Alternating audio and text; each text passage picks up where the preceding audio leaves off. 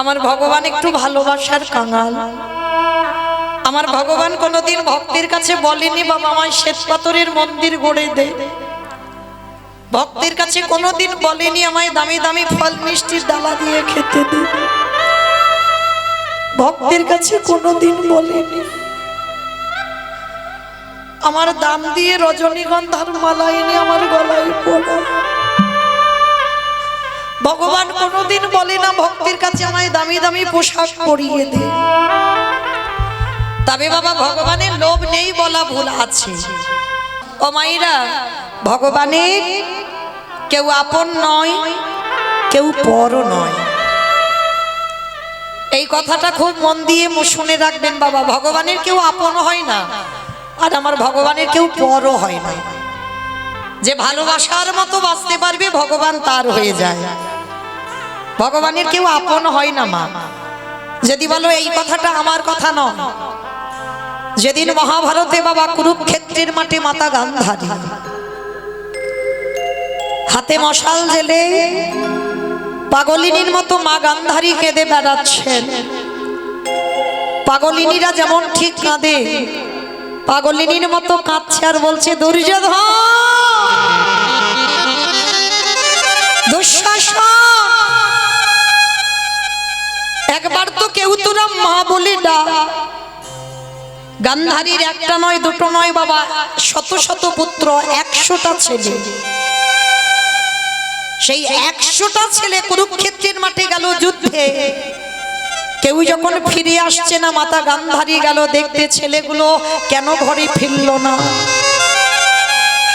হাতে মশাল জেলে যাচ্ছে, যখনই চরণটা দিয়েছে বাবা দেখে না কাটা মাথার উপরে পা পড়েছে। হাত দিয়ে খুঁজে বেড়াচ্ছে একটা ছেলে অন্তত আমায় মা বলে ডাকো। হাতের মধ্যে বাবা কারোর কাটা হাত ধরেছে, অন্ধকার তো দেখতে পাচ্ছে না।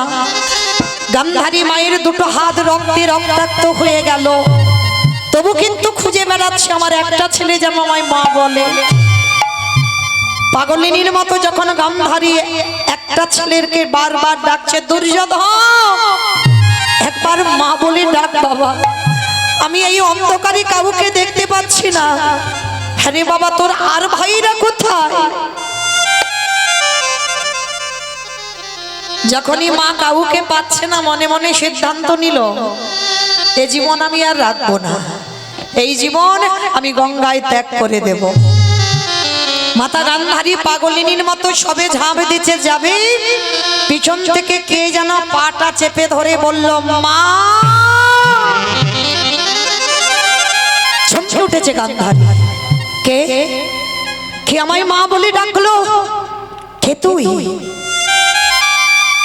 অন্ধকার তো, মশালটা মুখের সামনে ধরে দেখলো মুখ ঠুকে পড়ে আছে দুর্যোধন।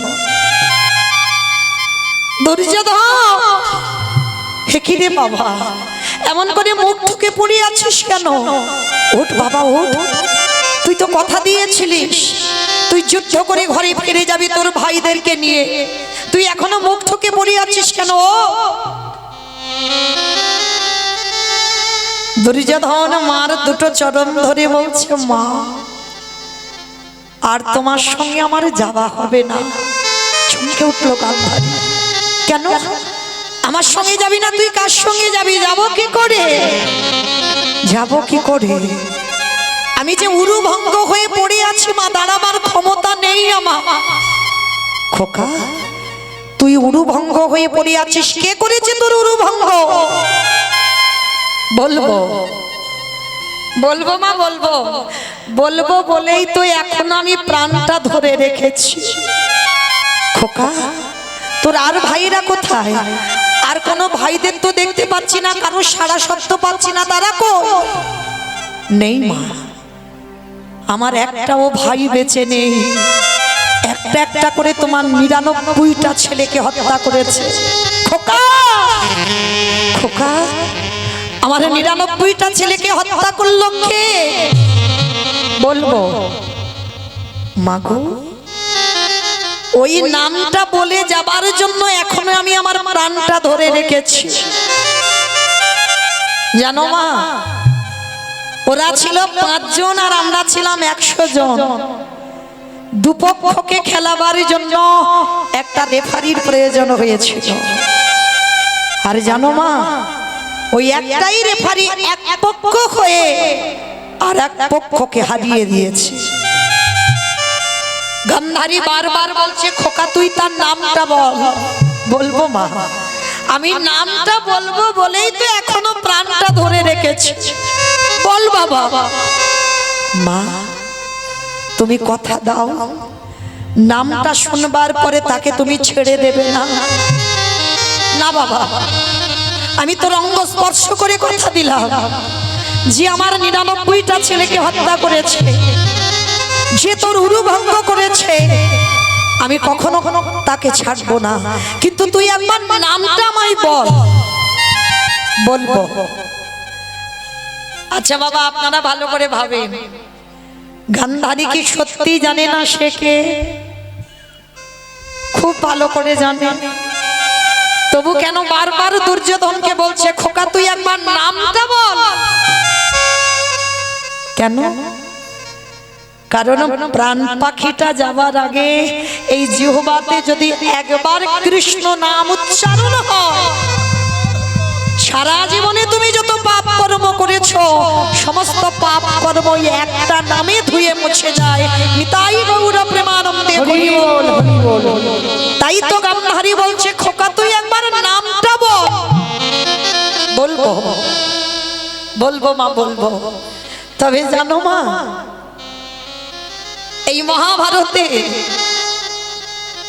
সবাই ভালো হয়ে গেল,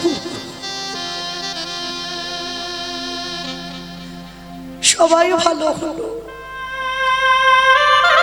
জানো মা, কোন মায়ের সন্তান হলে ছেলের নাম যুধিষ্ঠির, ভীম, অর্জুন, নকুল, সহদেব রাখে।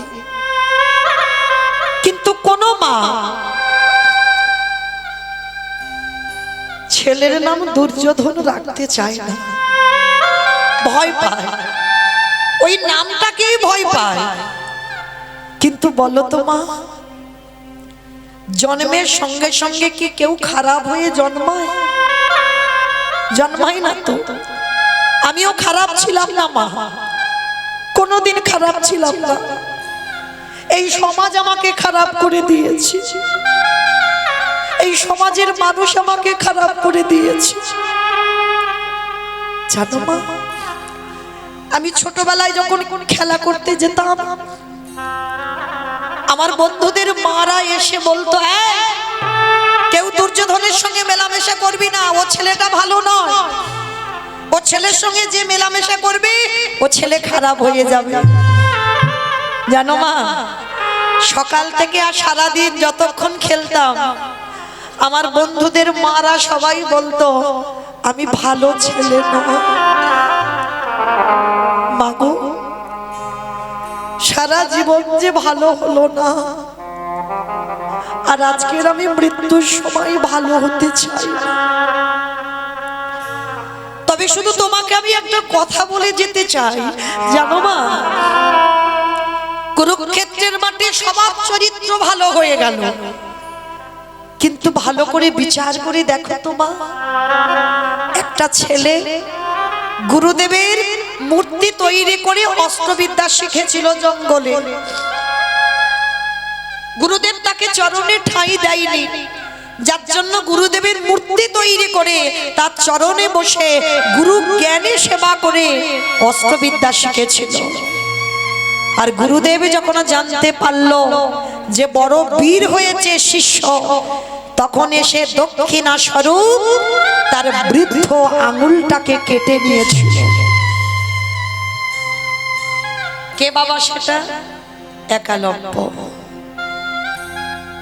যখন অষ্টগুরু দ্রোণাচার্য বুঝতে পেরে গেল যে অর্জুনের থেকে বাবা অধিক বীর একালব্য ছিল, কিন্তু একালব্যকে তো বীর করলে হবে না, আমার অর্জুনকে বীর করতে হবে। আর তার জন্য দক্ষিণা স্বরূপ ওই ছোট্ট ছেলেটার আঙুলটাকে কেটে নিল। কেন? ওই আঙুলটা যদি কেটে নেওয়া হয় ভালো করে তীর চালনা করতে পারবে না। দক্ষিণা স্বরূপ কেটে নিল। বলো না মা। মহাভারতে তারাই সবাই মহান ব্যক্তি হয়ে গেল। সত্যি কি এরা ভালো কাজ করেছিল? করেনি তো। তাহলে মহাভারতে তারাই মহান, আর শুধু একা দুর্যোধন খারাপ হয়ে গেল। মা, আমি জীবনে যখন ভালো হইনি, আর মরার আগেও আমি ভালো হতে চাইনি, তবে কথা দাও মা, যে ছেলেটার জন্য তোমার ৯৯টা ছেলে প্রাণ হারালো, আজকের আমি উরুভঙ্গ হয়ে পড়ে আছি, কথা দাও মা, তুমি তাকে ছেড়ে দেবে না। গান্ধারী বলছে, খোকা তুই একবার তার নামটা বল। বলবো মা, বলবো। মা, তুমি তাকে চেনো, তুমি তাকে জানো, তুমি তাকে দেখেছো, তুমি তাকে ভালোবাসো। খোকা, তাকে চিনি, জানি, দেখেছি, ভালোবাসি, সে কে? তুই নামটা তো একবার বল। মা গান্ধারী চাইছে ছেলেটা মরার আগে যেন কৃষ্ণ বলে মরে। বারবার বলছে, খোকা তুই নামটা একবার বল। বলবো, বলবো মা, বলবো। বলবো বলেই তো বেঁচে আছি। তবে তুমি কথা দিচ্ছ কিন্তু তাকে ছেড়ে দেবে না। শোনো মা, যে ছেলেটাকে তুমি ভালোবাসো, যে ছেলেটাকে তুমি চেনো, যে ছেলেটাকে তুমি সামনে থেকে দেখেছো, সে আর অন্য কেউ নয়। খোকা তুই নামটা একবার বল, তুই নামটা বল, যার নাম হলো কৃষ্ণ। কৃষ্ণ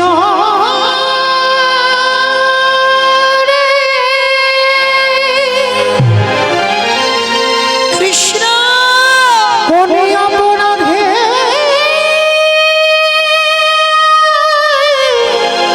পুত্র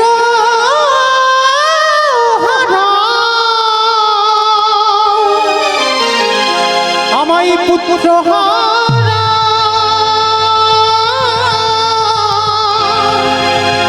করে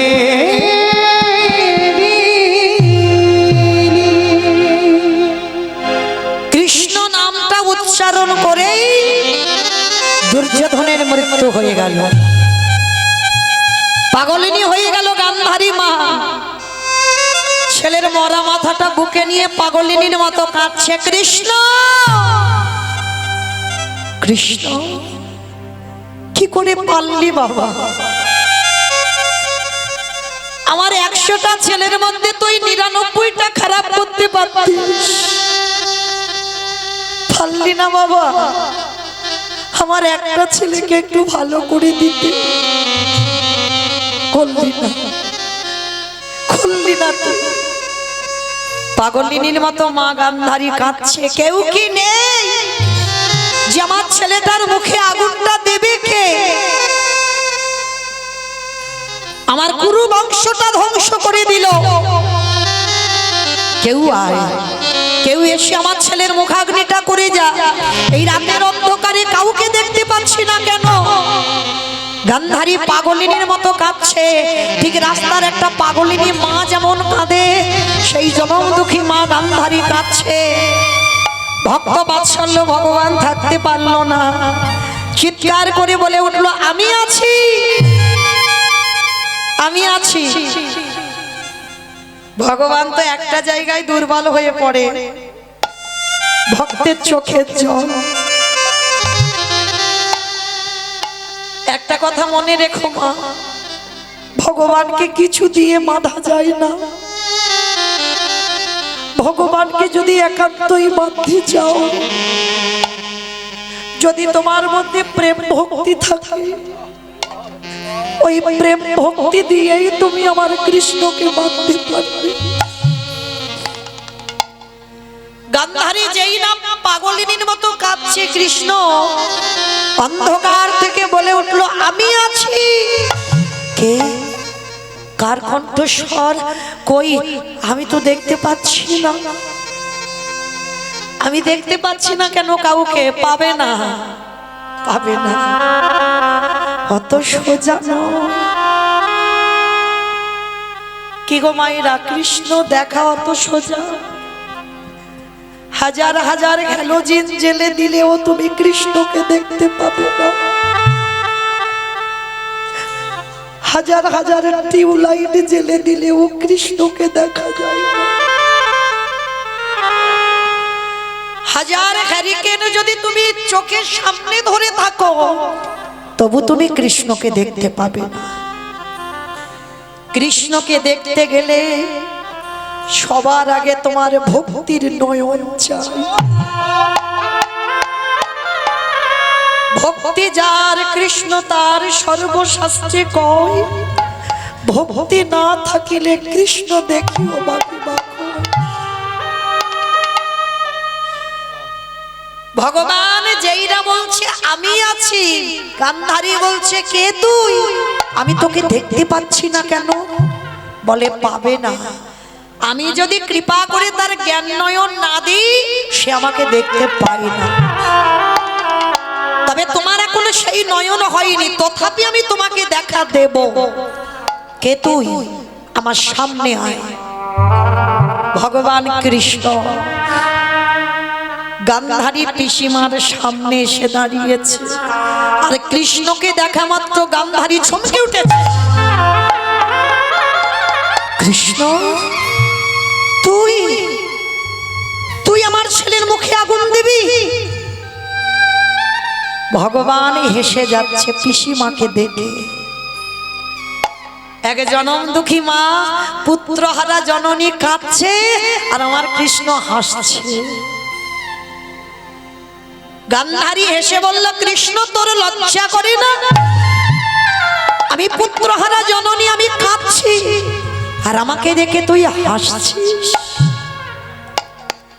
ভগবান হেসে বলল, পিসি তুমি কাঁদছো কেন? কি জন্য তুমি কাঁদবে? এখানে তো আমি কাঁদার কারণ দেখতে পাচ্ছি না, তাহলে পাগলিনীর মতো কাঁদছো কেন? কৃষ্ণ, আমার 100টা ছেলে কুরুক্ষেত্রের মাঠে মরেছে, একটা নয় দুটো নয় 100টা ছেলে চলে গেছে, আমি মা কাঁদবো না? ভগবান হেসে বলছে, পিসি কে বললো 100টা ছেলে তোমার? ভালো করে তুমি তোমার জীবনের ইতিহাসটা একবার ভেবে দেখো, সত্যি কি তোমার 100টা ছেলে? সত্যি যদি তোমার হবে তাহলে তোমারে কাঁদিয়ে যাবে কেন? কৃষ্ণ, আমি অত শত বুঝি না, তোর ঘোর প্যাচের কথা আমি মানি না, শুধু এটুকু জানি আমার 100 ছেলে মরেছে। না পিসি, তোমার 100 ছেলে মরেনি, চোরের ধন বাটপাড়াই নেয়, তুমি চুরি করেছো, তাই তো তোমার 100টা ছেলে চলে গেল। এই জায়গাটা খুব মনে রাখবেন মা, খুব মনে রাখবেন। কাঁদালে কাঁদিতে হয় এ কথাটা মিথ্যা নয়। তুমি যদি জীবনে কাউকে ঠকিয়ে না থাকো, তুমি জীবনে ঠকবে না। তুমি জীবনে কাউকে না কাঁদিয়ে রাখলে তুমি জীবনে কাঁদবে না। তুমি যদি কাউকে না দেখে হেসে থাকো, দেখবেন অনেকে দুঃখের সময় হাসে না। তুমি যদি এমন স্বভাবের মানুষ হয়েছিলে কোনোদিন, তাই তো আজকে তোমার দুর্গতি এমন হলো। তাহলে কাঁদালে কাঁদিতে হয় এ কথাটা মিথ্যা নয়। পিসি, 100টা ছেলে তোমার কি করে হলো? তুমি শুধু শুধু আমার দোষারোপ করছো, আমি তোমার 100টা ছেলেকে মেরেছি, কখনো নয়।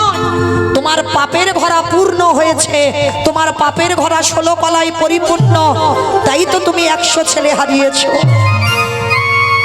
কৃষ্ণ, আমার 100টা ছেলে নয় না। মনে পড়ে যেদিন কুন্তী মার কাছে দুর্বাসা মুনি এসেছিল, আর দুর্বাসা মুনি এসে বলেছিল কুন্তী মাকে, মা আমি একটু পরমান্ন খেতে চাই। আমা পরমান্ন মানে কি গো? খিচুড়ি। খিচুড়ি পরমান্ন মানে খিচুড়ি।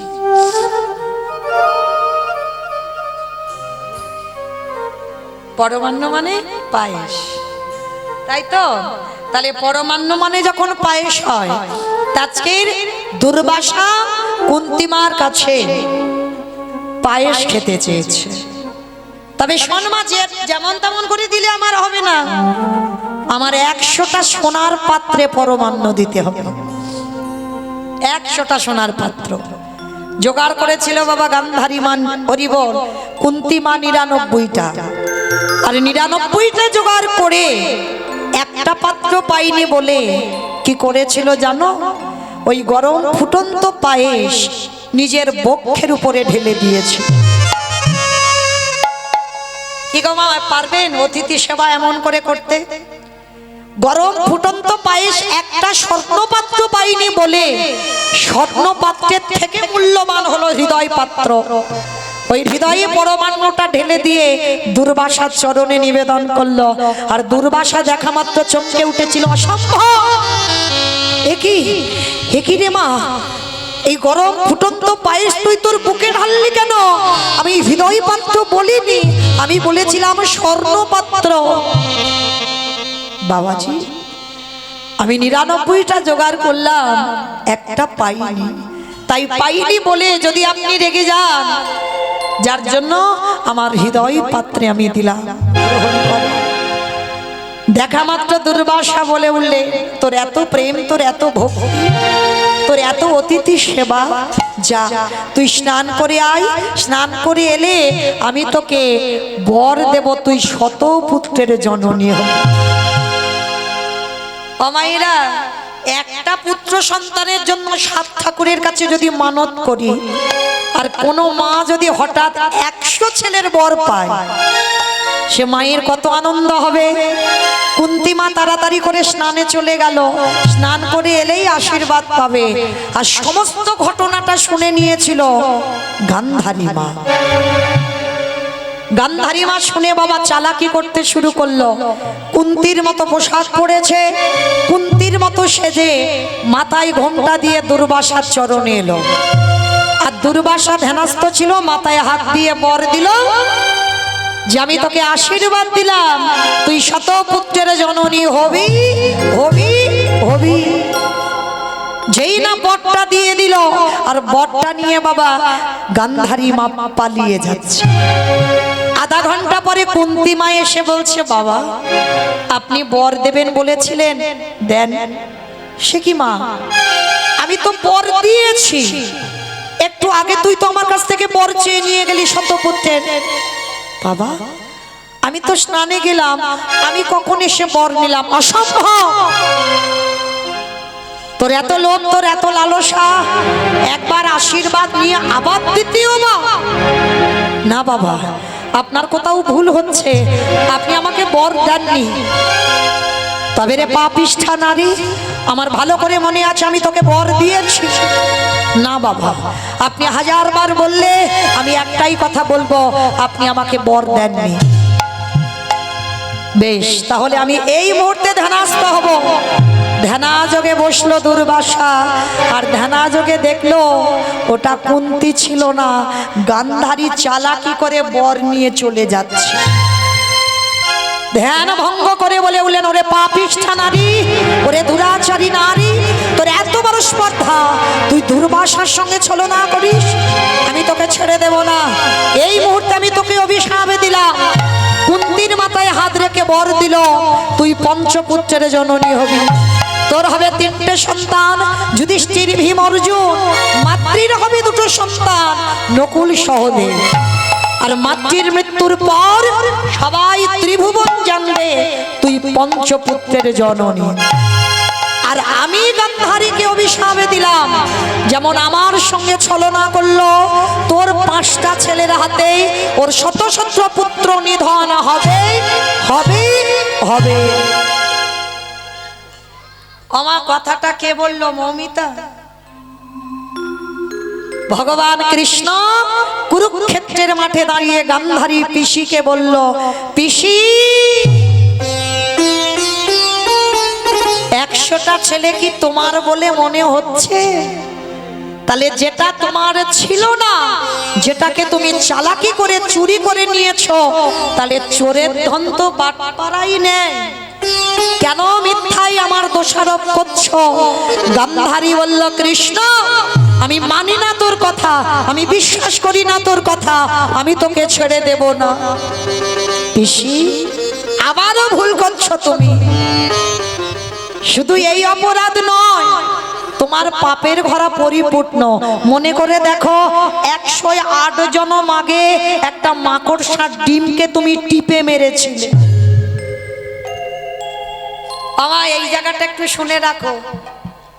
ওই যে মাছ পিস পিস করে কেটে তেলে ভাজছো না, তাহলে কি হবে ভাবতে পারছো? গান্ধারী একটা মাকড়সার ডিমকে মেরেছিল, তার গতিটা কি হলো দেখো।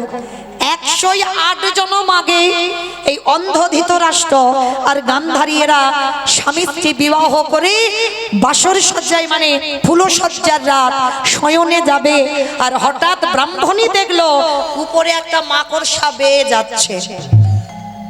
সঙ্গে সঙ্গে ব্রাহ্মণী বলল, হে ব্রাহ্মণ, তুমি আর আমি পালঙ্কে যদি শয়নে যাই, সুখের নিদ্রায় যদি থাকি, ঘরে কেউ নেই, কিন্তু মাকড়সা যে দর্শন করবে, তাই মাকড়সাটাকে পেরে দাও। ব্রাহ্মণীর বায়না থামাতে ব্রাহ্মণ পেরে দিল মাকড়সা। আর যখনই মাকড়সাটাকে পেরে দিল, ওই মাকড়সার দেখবেন মা, অনেকে দেখেছেন বড় বড় মাকড়সা যখন বেয়ে যায় না দেওয়ালে, পেটের মধ্যে সাদা রঙের একটা থলি থাকে না, কি মা দেখেছো? ব্রাহ্মণী কি করেছিল, মাকড়সাটাকে ধরে ওই পেটে থেকে থলিটা টেনে ছিঁড়ে নিয়েছিল। আর ছিঁড়ে নিয়ে ওই থলিটাকে মাটিতে আছাড় দিল। আর যখনই আছাড় দিল, ছোট্ট ছোট্ট ডিম বার হলো। আর ব্রাহ্মণীর আনন্দ হলো, যদি ডিমগুলোকে মারতে পারতাম। বাম পায়ের বৃদ্ধ আঙুল দিয়ে ওই ডিমগুলোকে একটা একটা করে টিপে টিপে মারছে। মাকড়সাকে মারিনি, ডিমগুলোকে মারছে। মাকড়সা দেওয়ালে বসে বসে কাঁদছিল, হে দয়াময়, তুমি আমার মনুষ্য কুলে জন্ম দাওনি, তুমি আমার দিয়েছ ক্ষুদ্র প্রাণ, কোন মুহূর্তে চলে যায়, কিন্তু আমি তো কোনো অন্যায় করিনি। কিসের জন্য ওই ব্রাহ্মণী আমাকে মা ডাক থেকে বঞ্চিত করে দিল? আমার সন্তানরা পৃথিবীর আলো বাতাস পেল না, কিসের জন্য? তবে আমি মাকড়সা বলে ছেড়ে দেব না। ওই ব্রাহ্মণীকে আমি অভিশাপ দিয়ে রাখলাম, আজ যেমন আমি পুত্র শোক আমি ভোগ করব, আমার সন্তানদের মৃত্যু দর্শন করছি, আমার ছেলেগুলো ছটফট করে মরে যাচ্ছে, আমি ওই ব্রাহ্মণীকে অভিশাপ দিলাম, ওকেও আমার মতো একদিন এইভাবে পুত্র হারাতে হবে হবে হবে। একটা মাকড়সা অভিশাপ দিল 108 জনম আগে। ভেবে দেখেন মা, আমরা মনে মনে করি এ জন্মে অপরাধ করলাম, হয়তো সামনের জন্মে হবে বা তারপরের জন্মে হবে, বলে না। যদি তোমার পূর্ণের ঘরা পূর্ণ থাকে, কিন্তু কর্মভোগ করতে হবে বাবা, কোনো না কোনো জন্মে। এ জন্মে হয়তো তুমি অনেক পূর্ণ সঞ্চয় করেছো, যার জন্য তুমি কষ্ট পাবে না। যে অন্যায় করবে সেই অপরাধ তোমাকে ভোগ করতে হবে হবে হবে। সেটা বাবা 110 বছর পরে হোক, 110 জনম পরে হোক, বা কোনো না কোনো জন্মে তোমাকে পাপের শাস্তি পেতেই হবে। তো আজকে যেটা গান্ধারী পাচ্ছে 108 জনম আগে যে পাপ করলো, আজকের কৃষ্ণ বলছে, পিসি তুমি কাঁদলেও আমার করার কিছু নাই, কারণ এই পৃথিবীতে কেউ আমার আপন নয়, কেউ আমার পরও নয়। কর্মফল সবাইকে ভোগ করতে হবে। ত্রেতা যুগে রঘুপতি রামচন্দ্রকে সরযূ নদীর জলে প্রাণ ত্যাগ করতে হলো, ভগবান কৃষ্ণচন্দ্রকে জরা ব্যাধির তীরে, ভাগবত বলছে 125 বছর বয়সে জরা ব্যাধির তীরে দেহ ত্যাগ করতে হলো। চৈতন্য মহাপ্রভুকে 48 বছর বয়সে বাবা দেহ সংবরণ করতে হলো। কি গো মায়েরা, ভগবান নিজে নিজেকে ছেড়ে দেয়নি, আর আপনারা আমরা কি ছেড়ে দেবে মনে করেছো? না জানি ভগবান আমাদের বিচার কি করে রাখবে। আজকে গান্ধারী রেগে গিয়ে বলল, কৃষ্ণ আজ যেমন আমার কুরু বংশ ধ্বংস হলো, আমি তোকে অভিশাপ দিলাম। ওরে কৃষ্ণ রে, এই জন্য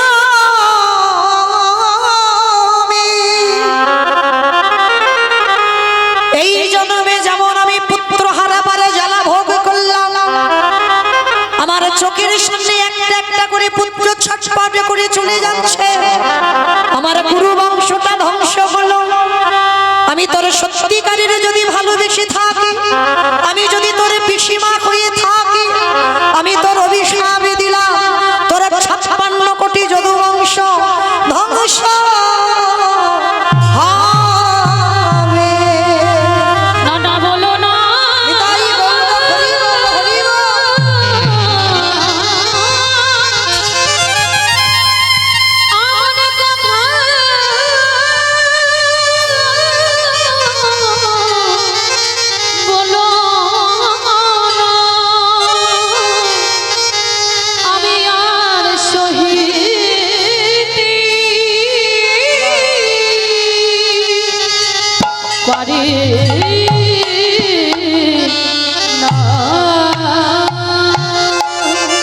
কৃষ্ণ তোর 56 কোটি যদু বংশ ধ্বংস হবে। ও মায়েরা, এই পৃথিবীতে ভালো করে লক্ষ্য করে দেখেন, যত ঝামেলা যত চাপ আমার সব ভগবানের উপরে, তাই নয়? গোটা পৃথিবীর মানুষের দুঃখ জ্বালা যন্ত্রণা ব্যথা সবই তো আমার ভগবানের চরণে অর্পণ করে। ভগবান কিন্তু জানতো কুরুক্ষেত্রের মাঠে আমাকে ধর্মরাজ্য প্রতিষ্ঠা করতে গেলে আমাকে বাবা নিজ সন্তান বলিদান দিতে হবে। তাতেও আমার ভগবান পিছপা হয়নি, মাথা পেতে নিয়েছিল যে না জানি আমাকে কতজন অভিশাপ দেবে। ওই কুরুক্ষেত্রের মাঠে যেমন মায়েরা প্রত্যেকটা বিধবা নারী কৃষ্ণকে অভিশাপ দিল, আমাদের যে যন্ত্রণা তোমাকেও ওই যন্ত্রণা পেতে হবে। প্রত্যেকের অভিশাপ আমার ভগবান মাথা পেতে নিয়েছিল। তাহলে লক্ষ্য করে দেখেন মায়েরা, এই যে আমরা বলি না যে ভগবান কারণ নিজস্ব ব্যক্তিগত সম্পদ না, এইটা জীবনে ভুল ভাববেন না কোনো দিন। এই যে আমরা কীর্তনিয়ারা কীর্তন গাই মানে কি ভগবান শুধু আমাদের হয়ে গেছে? যদিও বা আপনাদের একটু হয়, কীর্তনিয়াদের মোটে নয়, এদের তো মোটেই নয়। তাহলে ভগবানকে যে ভালোবাসার মতো বাসে, যে ডাকার মতো ডাকে, ভগবান তার ওগো ডাকার মতো ডাকলে তাদের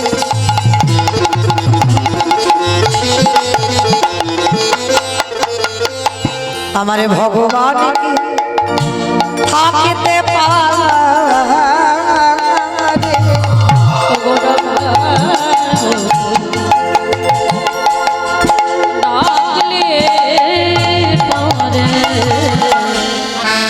ভগবান কি থাকিতে পারে? তোমাদের বিশ্বাস না হয় ডেকে দেখো তারে, তোমারি বিশ্বাস না হয় ডেকে দেখো তারে। ডাকার মতো ডাকিলে পারে আমার ভগবান কি থাকিতে পারে। ডাকার মতো ডাকলে পারে। আস্তে এই সংসার আমাদের সাথে কিছু দিয়েও পাঠাবে না। তাহলে এলাম খালি হাতে, যেতে হবেও আমাদের খালি হাতে। হ্যাঁ গো, কিসের জন্য কৃষ্ণ ভজন ভুলে যাচ্ছ? মনে রেখো মা, যাদের আগলে বসে আছো না, যাদের জন্য তুমি কৃষ্ণ ভজন করতে পারছো না, যাদের জন্য তুমি সারা দিনের মধ্যে একবারও গৌর প্রাণ কৃষ্ণ বলে কাঁদতে পারছ না, শেষের দিনে তোমার কেউ সঙ্গী নয়। ও যে যতই বলুক না কেন, বাবা আমি তোমায় জীবন দিয়ে ভালোবাসি, আমি তোমায় প্রাণ দিয়ে ভালোবাসি, কেউ তোমারই ভালোবাসে না। পৃথিবীতে যা যা কিছু দেখছো বাবা সব অনিত্য। যেটা আজকের আছে তোমার, সেটা কালকে অন্য কারোর হবে। তাহলে যে বস্তু তুমি সারা জীবন ধরে রাখতে পারবে না, সেটা তোমার কি করে হলো? তাহলে এই পৃথিবীতে যা যা কিছু দেখতে পাচ্ছ কোনোটাই তোমার নয়, সব অনিত্য বস্তু। আর নিত্য বস্তু যদি থাকতে হয়, সেটা হলো আমার গৌর গোবিন্দ। বেলা যে বয়ে যাই, প্রতিদিন সকালবেলা সূর্য ওঠে, দুপুরে বেলা সূর্য একেবারে আকাশের উপরে থাকে, সেই সূর্য পশ্চিম আকাশে বিকেল বেলা ঢলে পড়ে। দেখেন আমাদের জীবনে প্রত্যেকের একদিন সকালবেলা ছিল কি বাবা? সকালবেলা ছিল না প্রত্যেকের জীবনে? আমাদের বাল্যকাল, সেই বাল্যকাল গড়িয়ে গড়িয়ে এলো আমাদের যৌবন কাল। এই যৌবন কালে বাবা রক্ত গরম হয়ে থাকে, আর যখন সূর্য দুপুরবেলা একেবারে মাথার উপরে থাকে না, তখন বাবা এত তেজ হয় সূর্যের যে সেই সূর্যের তেজ সহ্য করা যায় না। তাহলে আমাদের দুপুরবেলা সম যৌবনকাল, আর সেই যৌবনের পাল্লায় পড়ে আমরা সবাই সংসারে আবদ্ধ হলাম।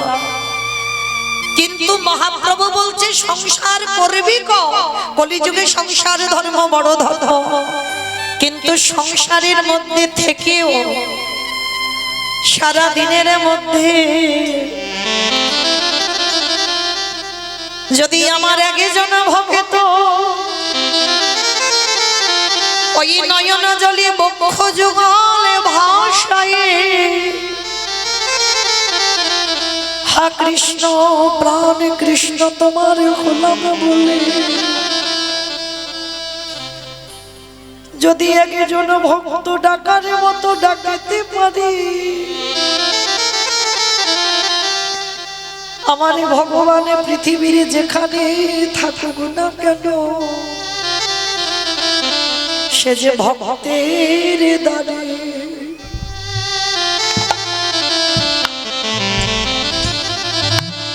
আমার দয়াল ছুটি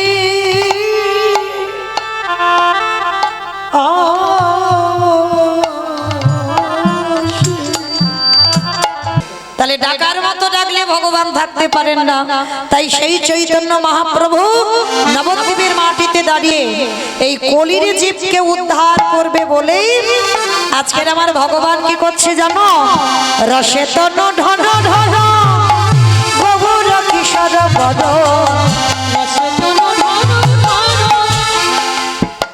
আমার উলু কই গো? আমার উলু টুলু নেই আছে? ওই একটু দাও দেখি একটু জোরে। রসে তনু ঢন ঢন গভুর কিশোর বদ, রসে তনু ঢন ঢন আমার গৌরে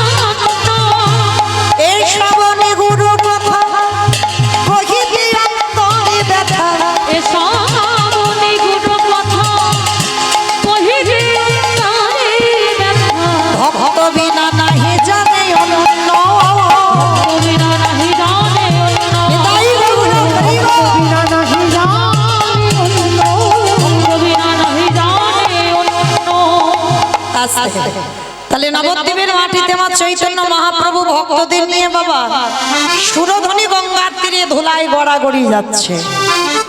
ও মায়েরা, যেটা আমরা পারি না সেটা বৃন্দাবনের ব্রজঙ্গনাগণ করেছিল। আর এইখানে একটা কথা মনে রাখতে হবে, যদিও বা বেশিরভাগ আমরা নারী জাতি, কিন্তু যে কজন পুরুষ আছেন আপনারা যেন মনে করবেন না যে আপনারা পুরুষ। এইটা মনে রাখবেন, পুরুষ আপনারা নন, পুরুষ একজন আমার অনাদিরাদি গোবিন্দ। কারণ যারা ভজন রাজ্যে প্রবেশ করে বাবা, তাদের নিজেদেরকে গোপী ভাবটা আগে আনতে হবে যে আমি বৃন্দাবনের একজন ব্রজ গোপী। আর এই ভাব যদি তোমার মনের মধ্যে না আসে, তোমার কীর্তন শোনা বেকার, কীর্তন গাওয়া বিফল, সবটাই নষ্ট। তুমি যদি ভগবানের আন্নিকেও বসো, যদি আসনে বসো না, তোমাকে মনে করতে হবে আমি বৃন্দাবনের একজন ব্রজগোপী। আর ব্রজগোপীর আনুগত্যে যদি তুমি ভজন করতে পারো, তুমি নিজেকে যদি মনে করতে পারো যে আমি বৃন্দাবনের একজন গোপী মানে নারী, তাহলে তোমার ডাক তাড়াতাড়ি ভগবানের কাছে যাবে। কেন না, ভগবান সব থেকে বেশি ভালোবাসে বৃন্দাবনের ব্রজগণাদের। কেন? যাদের ভালোবাসায় কোনো স্বার্থ ছিল না। বৃন্দাবনের ব্রজগোপীরা বলেনি কোনোদিন কৃষ্ণ ছেলের পরীক্ষার রেজাল্ট যেন ভালো হয়। বৃন্দাবনের ব্রজগোপীরা বলেনি কোনোদিন যে যেন আমার ছেলের একটা চাকরি হয়। তাদের একটাই সুখ ছিল, কৃষ্ণের সুখে সুখ। কারণ তার প্রমাণ আছে না, সেই যখন গোবিন্দের মাথার ব্যথা হলো, শিরোপীড়া মানে এত মাথার যন্ত্রণা না, পৃথিবীর যত ওষুধপত্র ওঝা বৈদ্য কবিরাজ কেউ ভালো করতে পারেনি। ভগবান চালাকি করে নারদকে বলেছিল, নারদ ভালো তখন হবে যদি তুমি ব্রজগোপীদের পদধূলা এনে দিতে পারো। নারদ বলেছিল অসম্ভব, ঠাকুর কেউ দেবে না পাদ ধুলা তোমার মাথায়। বলে দেখো না নারদ, যদি না দেয় তো আমি যন্ত্রণায় মরে যাব, কিন্তু যদি কোথাও পাও। ত্রিভুবন ঘুরছে নারদ, কেউ দিচ্ছে না পাদ ধুলা। ভালো করে দেখেন যে নারদ এত বড় ভক্ত, নারদ কি পেরেছিল তার পাদ ধুলাটা নিয়ে ভগবানের মাথায় লাগিয়ে দিতে? পারেনি। কেন? ভয় লেগেছিল, যদি আমার পাদ ধুলা ভগবানের মাথায় লাগে তাহলে পাপ হবে। এই যে একটা ব্যাপার, ওই জন্য বলছে বাবা ভগবানকে ভালোবাসতে গেলে নিঃসংকোচে ভালোবাসতে হবে। নিজের মনে কোনো দ্বিধা বা সংকোচ রাখলে হবে না। বাবা এটা আমার পাপ হলো না তো, এইটা আমার এটা হলো না তো, এইটা রাখলে হবে না। নিঃসংকোচে গোবিন্দ সেবা করতে হবে, মনের মধ্যে দ্বিধাবোধ থাকলে হবে না। আজকে নারদ যখন পেলই না, বৃন্দাবনে যমুনার ঘাটে বসে বসে কাঁদছে, ভগবানের মাথার যন্ত্রণা হতে হতে ভগবান যদি মরে যায় তখন কি হবে? তখন বৃন্দাবনের ব্রজঙ্গনাগণ কলসি নিয়ে বাবা তাদের উস্কো খুস্কো চেহারা এসে দাঁড়িয়েছে যমুনার ঘাটে, নারদকে দেখেছে। ও নারদ, কি ব্যাপার এখানে বিষণ্ণ বদন? হে ব্রজগোপীগণ, খুব কষ্টে আছি গো। কষ্টে আছো? আচ্ছা তোমার কষ্টের কথা আগে ছাড়ো, আমাদের প্রভু কেমন আছে? ভালো নেই গো, মোটে ভালো নেই। বলে কেন, কি হয়েছে? সে তো দ্বারকায় ভালো থাকার কথা, রাত সুখে থাকবে, কেউ জ্বালাতন করবে না, তাহলে ভালো নেই কেন? বলে বড্ড মাথার ব্যথা হচ্ছে, যন্ত্রণা হচ্ছে। বলে ওষুধ দাওনি? বলে পাইনি তো, দেও কি?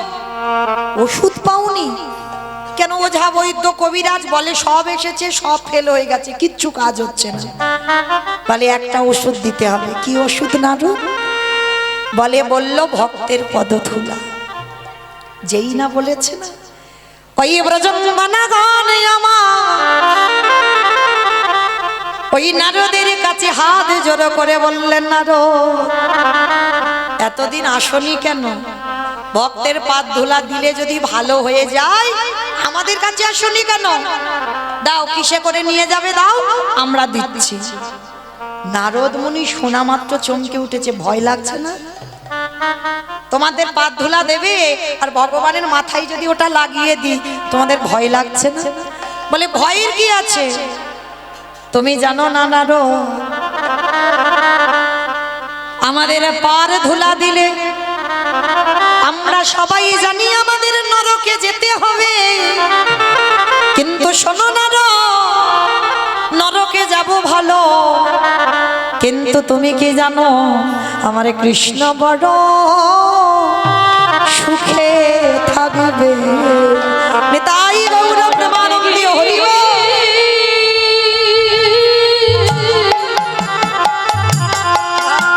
নরকে গিয়ে শান্তি পাবো, আমাদের কৃষ্ণ বড় সুখে থাকবে। তাহলে কৃষ্ণের সুখের জন্য যদি আমাদের নরকে যেতে হয়, হাসতে হাসতে রাজি। তখন ওই নামাবলী পেতে দিল। আর দেখবেন নামাবলীতে আছে না গোপীদের পদচিহ্ন। নারদ মুনি ওই 8 জন সখীর পাদ ধুলা চাগাতে পারছে না। মানে এত ভারী, আমার পায়ের তলায় কতটুকু করে ধুলো তাকে পাচ্ছে না। ব্রজগোপীগণ বলছে পারবে না নারদ, দাঁড়াও। 8 জন সখী যেই না স্পর্শ করেছে নারদের মাথায় তুলে দিয়েছে। আর নারদ মুনি গিয়ে কি করলো জানো? ওই ভক্তের পদ ধুলা নিয়ে আমার গোবিন্দের মাথায় লাগাইয়ে দিল। আর যতটুকু বেশি হলো ততটুকু একটা জায়গায় রেখেছে। আর তার থেকে হলো বাবা এই গোপী চন্দনের জন্ম। যে গোপী চন্দন আমাদের কপালে দেওয়া, এটা বাবা কোনো গল্প কথা নয়।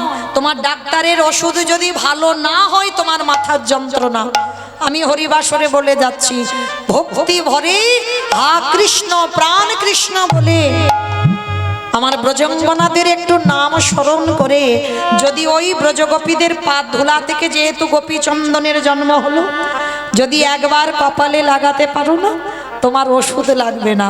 ওই গোপী চন্দন দিলে তোমার মাথার যন্ত্রণা ভালো হবে। তাই গৌর প্রেমানন্দে হরি বল। তাহলে আজকে সেই চৈতন্য মহাপ্রভু জানে চাইলে পাবো না, ওই জন্য গড়াগড়ি যাচ্ছে। আর কি করছে জানো? কেহ বলে পুরবীতি রাবণ বধিলা। আমার উলু কই? কেহ বলে পুরবীতি রাবণ বধিলা।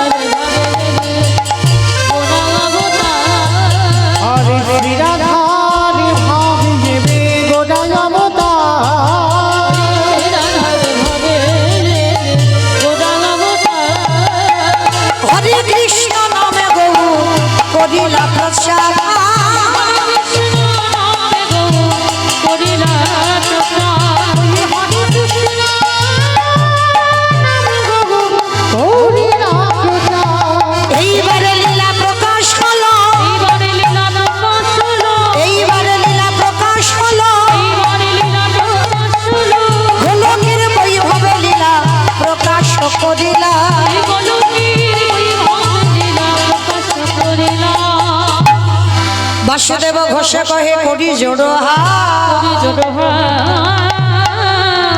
হাগো যে গো সেই কৃষ্ণ সেই তো জগন্নাথ। বাসুদেব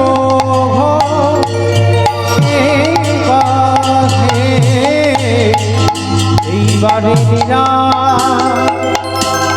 প্রকাশ হলো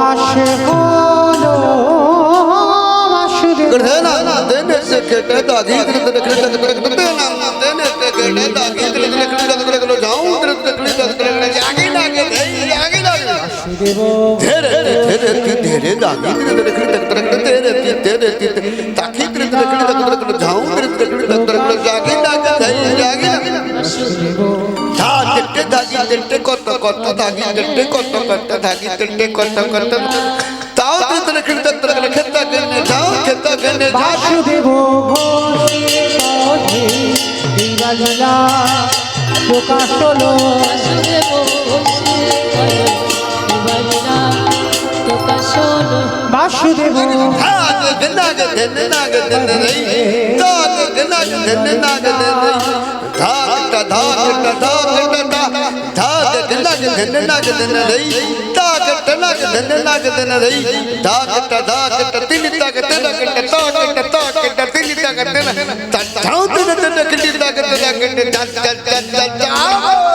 ঘোষে কাহে এই বাংলা প্রকাশ হলো বাসুদেব ঘোষে কলো বালিরা প্রকাশ হলো বাসুদেব ঘোষে কাহে এই বাংলা প্রকাশ হলো বাসুদেব ঘোষে তাই গৌর প্রেমানন্দে হরি বল হরি বল হরি বল। লরে বাসুদেব ঘোষে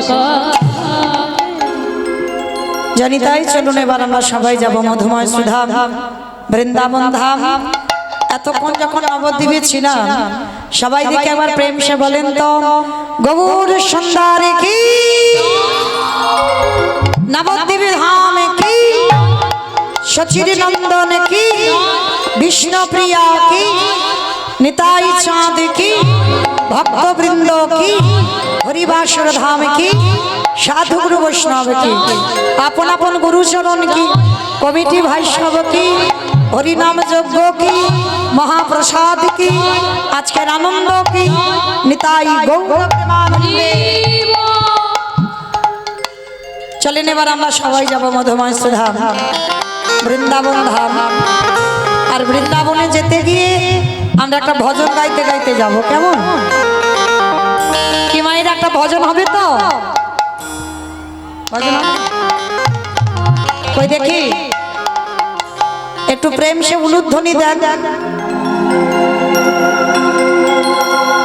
বৃন্দাবন ধামিয়া পার জপি যা রাধে রাধে ও রাধে अलवेली सरकार जपी जा राधे राधे বৃন্দাবন ধাম জপে রাধে রাধে রাধে বেলি হরে নাম জপে রাধে রাধে বৃন্দাবন ধামিয়া পার জপি যা রাধে রাধে রাধে বেলি হরে নাম জপে রাধে রাধে जपी जा राधे राधे भागे जा राधे राधे जपे राधे राधे भजे राधे राधे जपी जा राधे राधे भागे जा राधे राधे जपे राधे राधे भजे राधे राधे राधे अलवेली सरकार जपी जा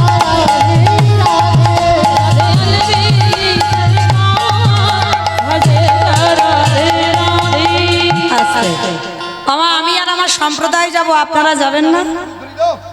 যাবেন? যারা যারা যাবেন কই দেখি একবার সবাই হাত দুটো তোলো তো দেখি একবার সবাই। এইদিকে আমার দাদা ভাই বাবা ঠাকুর ভাইরা যারা আছেন সবাই একবার হাত দুটো দেখি তোলেন সবাই। ওই রাস্তায় যারা ওই হাত আসেনি সবাই একসময় সব ধসে যাচ্ছে কেন? ধসে গেলে হবে না তো, তোলো দেখি সবাই একসঙ্গে তালে তালি করো, তালি কেমন? तू वृंदावन में राधा नाम लगायो दावन में आलू राधा नाम लगालू तू वृंदावन में राधा नाम लगायो दावन में आलू राधा नाम लगालू तेरे जीवन की भिकार जपे जा राधे राधे राधे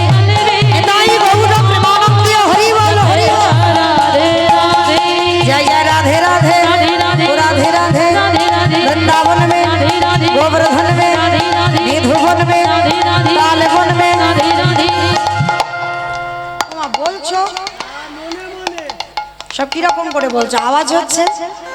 কই একটু জোরে জোরে বলো, রাধে রাধে राधे राधे। वृंदावन में, गोवर्धन में, निधोवन में, ताले वन में, तामल वन में, ऊंचा गांव में, दर्शना में, राधा कुंड में, श्याम कुंड में, हरिद्वार में, झट से बोलो, हिट से बोलो, ताले वन में, तामल वन में, बाके बिहारी वृंदावन धामिया पार जपे जाने राधे अलबेली करे राम जपे राम निताई गौर प्रेमानंदे हरि बोल जपे जाने जपे राधे राधे प्रेम से बोलो राधा रानी की। জয়টা ঠিক হলো না। এই জায়গাটার নাম কি? আড্ডিরাবাদ, তাই তো? আচ্ছা, তোমাদের এই আড্ডিরাবাদে শাশুড়ি বৌমাতে ঝগড়া টগড়া হয় না? হয় না? দাদা ভাইরা বলছে হয় না। হয়? বেশ, মায়েরা বলছে হয়। আচ্ছা ঠিক আছে, এখানে নয়, আপনাদের এই সোনারপুর এলাকায় একটু কম হয়, আমার ডায়মন্ড হারবার এলাকায় বেশি হয়। কেমন? তো কিন্তু হয়, হয়, কেউ বলতে পারবে না যে হয় না, কম বেশি হয়। আচ্ছা, ওই শাশুড়ি বৌমাতে ঝগড়া হলে যে গলাটা বার হয়, সেই গলাটা একটু বের করো তো দেখি, একটু জোরে বলো। কেমন? বলো রাধা রানী কি। তার মানে হয়। वृंदावनेश्वरी की, जमुना मैया की, नंदो गांवों की, ऊंचा गांवों की, वर्षानमों की, भक्त वृंदों की, हरिवासर धाम की, साधु गुरु वैष्णव की, अपन अपन गुरु चरण की, निताई गौर प्रेमानंदे। जय राधे। এবার আপনাদের কাছে আমার একটা বিনীত নিবেদন, আমার এসে শোনা আমার অনেক দিদি ভাইরা, মায়েরা, বোনেরা মাধুকরী করে ভিক্ষা করে এই হরি নাম যজ্ঞের আয়োজন করেছেন। তো তাদের উদ্দেশ্যে আপনাদের কাছে আমার নিবেদন, তারা আপনাদের কাছে যাবেন আজকে কারার মতো, শেষ তো আবার 1 বছর পর। আর এই 1 বছরের মধ্যে মা কে থাকবো আর কে যাব, এই গ্যারান্টিটা তো আমরা কেউ দিতে পারি না। তাহলে এবছর এই যে দামোদর ব্রতর মাস আমাদের শেষ, সংক্রান্তি, তো সেহেতু আপনাদের কাছে আমার দিদি ভাইরা বা মায়েরা যাবেন, যার যেমন সামর্থ্য, যার যেমন ক্ষমতা আছে, আপনারা ওদের আঁচলে একটু দান করবেন। আপনাদের ওই দান একদিন যেন পরপারের দান হয়ে দাঁড়ায়। কারণ এখানে জমা দিলে মা নমিনও লাগে না, ব্যাংকে জমালে নমিনও লাগে, কিন্তু এখানে নমিনও লাগে না। তোমার ভগবান শেষের দিনে নমিনও হয়ে দাঁড়ায়। তো আমি আশা করব এতজন ভক্ত যারা দাঁড়িয়ে আছেন, বসে আছেন, সবার কাছে আমার প্রার্থনা, আমার দিদি ভাইরা যাবেন প্রত্যেকের কাছে ভিখারির মতো আঁচল পেতে, যার যেমন ক্ষমতা আছে। তবে মা চেষ্টা করো ওই যেন ঝনঝন আওয়াজটা না হয়, এইটা একটু দেখে দেবে। কেমন? একটু বেশি বেশি ব্যবস্থা করো, কারণ ঝনঝন আওয়াজ হলে এখানে আওয়াজ আসবে, কীর্তনে ব্যাঘাত হবে। তো এই জন্য একটু বড় বড় ব্যবস্থা করবে। কেমন? তো প্রত্যেকের কাছে যাবেন, বাবা কেউ গন্ডগোল করবেন না বা চেঁচামেচি করবেন না, সবার কাছে যাবেন। যে তাড়াতাড়ি করে দিতে হবে এরকম নয়, সবার কাছে যাবেন। আর রাস্তার উপরে যারা আছো, তোমাদের কিন্তু ছাড় নেই, তোমাদের কাছেও যাবে। তো যাই হোক, তো আমার দিদি ভাইরা যাচ্ছেন, হরি বল। একজন একজন গেলে ভালো হতো, ওরকম করে না ধরে একজন একজন করে যান। ও তো এক জায়গায় হয়ে যাচ্ছে, একজন একজন করে যান। আর 2-4 জনকে বলেন, 2 জন হলে হবে না, অনেকক্ষণ গন্ডগোল হয়ে যাবে। আর 2 জনকে বলেন, যে যার একা একা ভিক্ষা করে, ওই 2 জন আঁচল পেতে নয়, একা একা যান। যাই হোক মায়েরা, কথা নয়, দান দেবেন, কিন্তু ধ্যানটা যেন কীর্তনে থাকে। কেমন?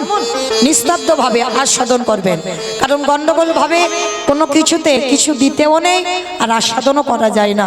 তো যাই হোক, আজকে আমরা বৃন্দাবনে গিয়ে আস্বাদন করব। যেহেতু আমার আদেশ দেওয়া হলো, আজ আস্বাদন হবে কৃষ্ণ সখা সুদামা।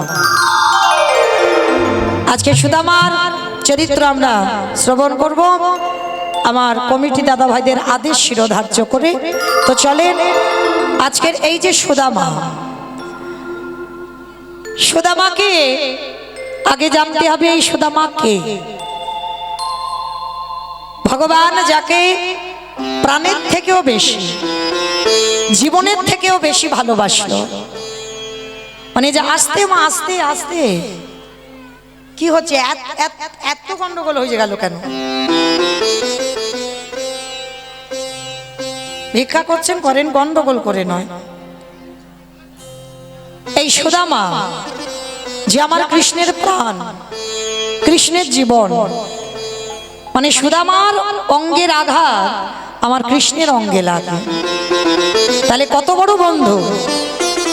কিন্তু এই বন্ধুটাকে কি তার পরিচয়, যার জন্য ভগবানের এত ত্যাগ, আজকে আমরা জানবো।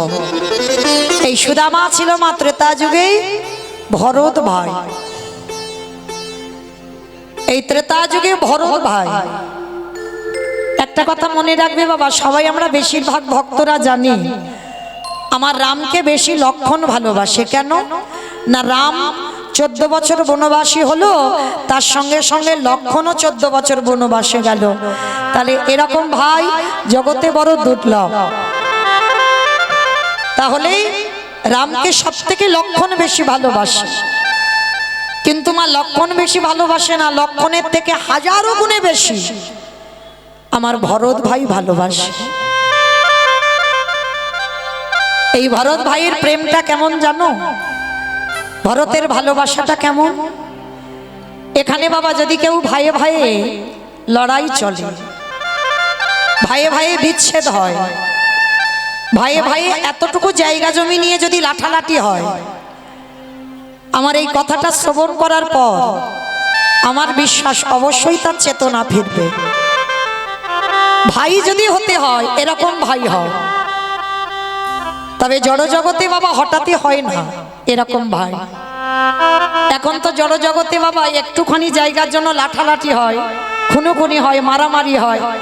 শুধু খুনোখুনি মারামারি নয়, একেবারে থানা পুলিশও হয়, মামলা পর্যন্ত চলে ভাই ভাই। শুধু মামলা চলে না বাবা, পাঁচিল তুলে দেওয়া হয়, আর এক ভাই আর এক ভাইয়ের মুখ দেখতে চায় না। কিন্তু এদের ভাই বলে না, এদের কোনোদিন ভাই বলে না। ভাই তো তাদেরকে বলবে। এই ভরতের চরিত্র শ্রবণ করে এই ভরত ভাই, যে কিনা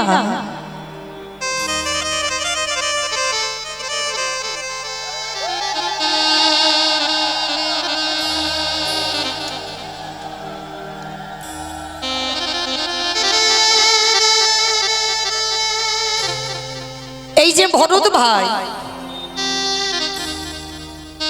যে কিনা রামকে এতটাই ভালোবাসতো। কিন্তু মা রাম যখন বনবাসী হয়, তখন বলেন তো ভরত কোথায় ছিল? ভরত কোথায় ছিল? মামার বাড়ি। বেশ, মামার বাড়ি ছিল। আর মামার বাড়ি থেকে ফিরে এসে যখন জিজ্ঞেস করলো মন্থরা, মানে কইকেয়ী মার দাসী, মন্থরা আমার জ্যেষ্ঠ দাদা কোথায়? মন্থরা এক বাক্যে বলেছিল, সে পিতৃসত্য পালনার্থে কইকেয়ী মার কথা রাখতে বনবাস। যখনই বলল কইকেয়ী মার কথা রাখতে বনবাস, ভরতের মাথায় যেন বিনা মেঘে বজ্রাঘাত পড়ল। পাগলের মতো ভরত ছুটে গেল বনবাস। রামচন্দ্র যেখানে দাঁড়িয়ে আছে বাবা, রামচন্দ্রকে দেখে ষষ্ঠাঙ্গে দণ্ডবাদ প্রণাম। রামচন্দ্র দেখে বলেছিল, ভাই তুই কি বাড়িতে খবর পাসনি? 14 বছর না হলে তো আমি অযোধ্যায় ফিরব না, তাই তুই চলে যা। কেন এসেছিস? আর তুই বললে তো আমি যেতে পারবো না অযোধ্যায়। কথাটা শোনার পরে ভরত বলছে, দাদা, যে মার কথা রাখতে বনবাসী হয়, যে বাবার কথা রাখতে বনবাসী হয়, সে কি কোনোদিন একটা ভাইয়ের কথা শুনে অযোধ্যায়?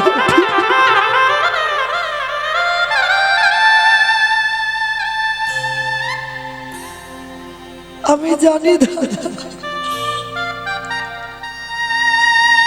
পিতৃসত্য পালনে যে বনবাস হয়, সে কোনোদিন একটা ভাইয়ের কথা শুনে অযোধ্যায় ফিরে না। তা ফিরবো না তুই জানিস, তা আমার কাছে এলি কেন? দাদা, তোমাকে দুটো প্রশ্ন করতে। আমার মা যে বাবার কাছে দুটো বর চেয়েছিল, ওই দুটো বরের মধ্যে কোন বরটা আগে চেয়েছিল? কি মায়েরা, আপনারাই বলেন, কোন বর আগে চেয়েছিল? রাম বনে যাক না ভরত রাজা হোক?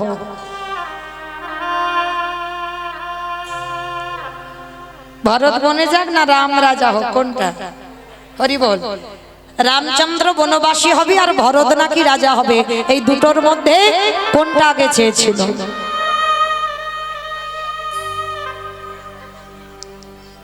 না, আগে বলেছিল আমার ভরতে যেন রাজা হয়, তারপরে বলেছিল রাম যেন বনে যায়। যার জন্য তো ওই জায়গাটাই ধরল, বলেছিল উত্তর দাও। আমার মা যে বলল যে ভরত রাজা হোক, তারপরে রাম বনে যাক, তাহলে আমি মামার বাড়ি থেকে ফিরলাম না, আমি রাজা হলাম না, তুমি পালিয়ে এলে কেন? দাদা, তুমি জগৎকে বোঝাতে পারো ভুল, কিন্তু তোমার ভরত ভাইকে নয়। তোমার ভরত ভাইকে তুমি ভুল বোঝাতে পারো না, কারণ আমি জানি আমি মামার বাড়ি থেকে ফিরে আমি যদি রাজা হই, আমি আদেশ দিতাম কেউ বনবাসে যাবে না।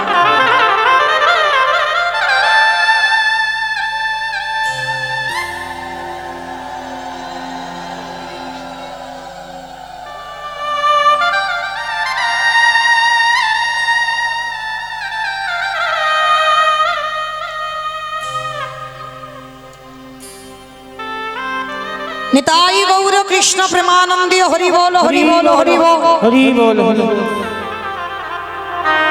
ভরত বলে উঠল, দাদা, তুমি জানতে যে ভরত যদি একবার রাজা হয়, ও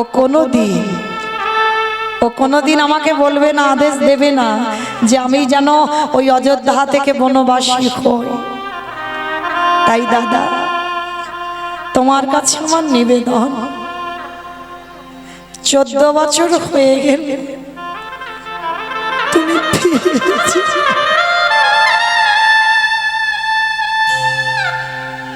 14 বছর হয়ে গেলে তুমি ফিরে যেও। আর 14 বছর পরে যদি একবেলা বয়ে যায়, গিয়ে দেখবে তোমার ভরতের মরা দেহটা পড়ে আছে।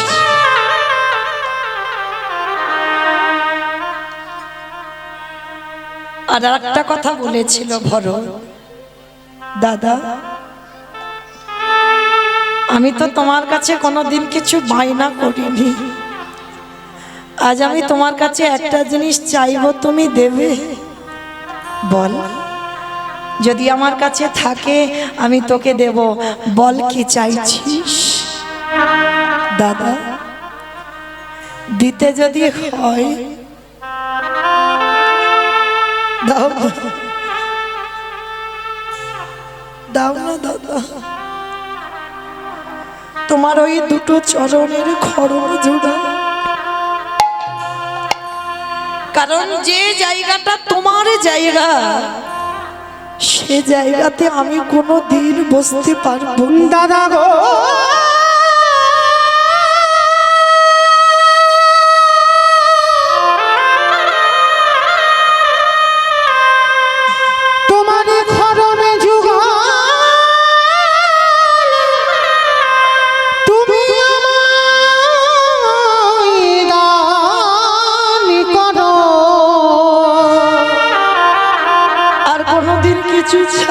আমি আর তো কিছু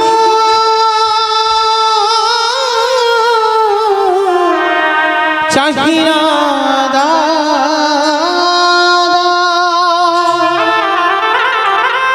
সিংহাসনে তোমার খড়ম রেখে আর আমি ধুলার পরে বসে তোমার ওই খড়ম যুগল আমি সেবা করব। সেদিন আমার রামচন্দ্র কেঁদে বলল, ভাই রে, আজ আমি তোরে দাদা, তুই আমার ভাই হলি বটে, কিন্তু রামচন্দ্র বলছে আমি তো আমার মার জন্য বনবাস নয়, বাবার জন্য বনবাস নয়, বনবাস আমি আমার কাজের জন্য হয়েছি, কিন্তু তুই প্রতিবাদ করতে পারলি না। কথা দিলাম আমি 14টা বছর আমার খড়ম যে তুই সেবা করবি, এর পরের জন্মে তুই হবি আমার সুদামা বন্ধু। ওরে ভাই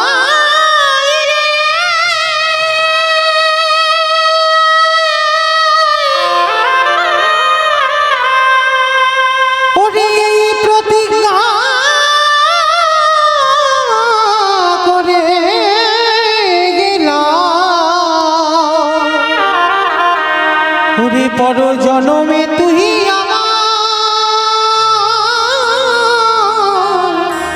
বন্ধু হয়ে আসিবি, পরের জন্মে তুই হবি আমার বন্ধু সুদামা। সেদিন আমি ব্রজেন্দ্র নন্দন কৃষ্ণ হব, সেদিন আর ভাই ভাই নয়, যেদিন তুই সুদামা হবি, যেদিন আমি কৃষ্ণ হব, যেদিন দ্বারকায় তুই যাবি আমার কাছে। আমি কথা দিলাম এই যে 14 বছর আমি রামচন্দ্র আমার খড়ম তুই সেবা করলি, আমি তোর কাছে ঋণী হয়ে গেলাম। যেদিন সুদামা হয়ে দ্বারকায় যাবি, কথা দিলাম আমি নিজের হাতে তোর চরণ যুগল ধোবাবো, শুধু ধোবাবো না, তোর চরণ যুগলের চরণ ধোবাও তো করা যাও। আমি তোর বন্ধু কৃষ্ণ হয়ে পান করিব। ওরে ভাই তাই গৌর প্রেমানন্দে হইল। যেদিন বন্ধু হয়ে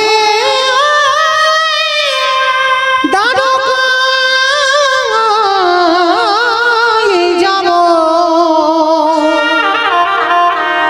সেদিন সকলের ঋণী আমি পরিশোধ করি। কথা দিলাম সেদিন আমি তোর ঋণ শোধ করে দেব। সেই ভরত ভাই আজকে দাপরেতে কৃষ্ণ অবতারে সুদামা বন্ধু হয়েছে।